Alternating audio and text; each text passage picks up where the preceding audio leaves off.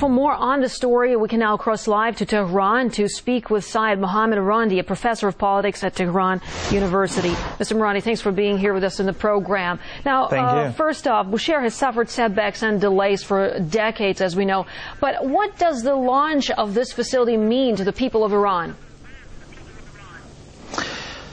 It's very important because it is an issue of sovereignty, and foreign powers, especially the United States, have been very much opposed to the building of this nuclear reactor since the beginning of the revolution. So the Iranians were adamant that this should go forward. And after all, the Iranians have a policy of diversification. They are diversifying from oil and gas. Wind farms have been built throughout the country. And you also see solar energy being used here in Tehran as well as in other parts of the country. So this is a part of a larger process to move away from oil and gas in order to be able to export more oil and gas to create a stronger economy. And also because in the long run, since the Iranians know that at the end of the day, oil and gas will not last, they will be needing nuclear energy.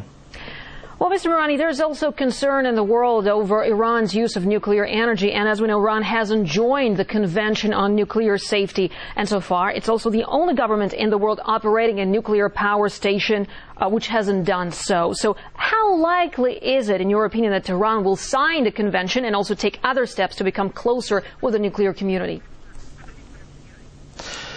Well, I think that if you look at the past few years, you'll see that the international community has had no problem at all with Iran's nuclear program.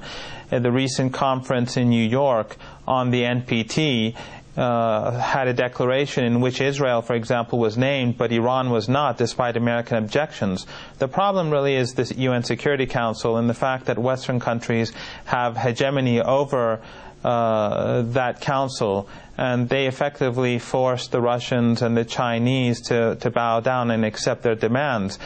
The Iranians are working within the framework of international law, the NPT. All of its nuclear facilities have always been under the supervision of these organizations, the NPT itself, the IAEA. And another important point to remember is that the IAEA, which had a great deal of access to Iran's nuclear program, and for over 2 years Iran halted nuclear enrichment and accepted the additional protocol to be implemented in the country. During that period, the IAEA declared that there is absolutely no evidence whatsoever that Iran's nuclear program is anything or ever has been anything but peaceful. All right, Mr. Marandi, how might a nuclear Iran change the face of politics in the region, and how will it affect Iran's relationship with Israel?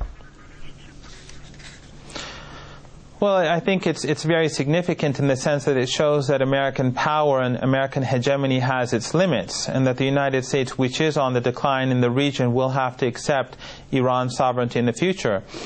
With regards to Israel, it should have nothing to do with the relationship that currently exists among countries in the region, because Iran's program is peaceful. Iran does not accept Israel as a legitimate country because it is an apartheid regime. It is like apartheid South Africa. So Iran's opposition to the regime is because it is morally illegitimate, and it will pursue this position in the future, and it believes that Palestinians have the right of return. In fact, the irony is that while the Americans and the Western media and the Europeans have constantly claimed that Iran is a threat to Israel, Iran has never made any military threat to any country or even the Israeli regime, whereas the Americans and the Israelis have constantly threatened Iran with attacks, with bombardment, with murder, destruction, and death.